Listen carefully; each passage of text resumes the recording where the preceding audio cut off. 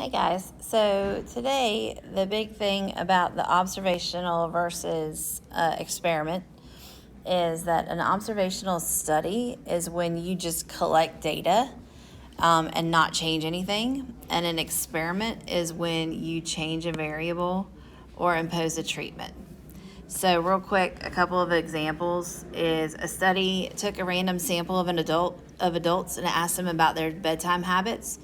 Data showed that people who drank a cup of tea before bedtime were more likely to go to sleep than those who didn't drink tea. So if you take a random sample, that is just an observational study.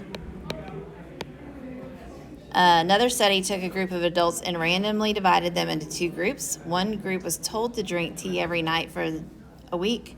The other group was told not to drink tea. And then researchers compared each group. So if you're given a treatment, right, that is an experiment.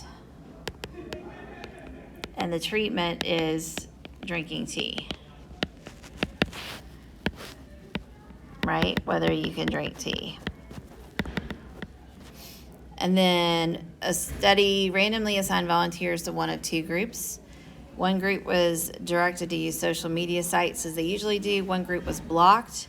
Researchers looked at which group tended to be happier. So when you apply a treatment, so this is the treatment,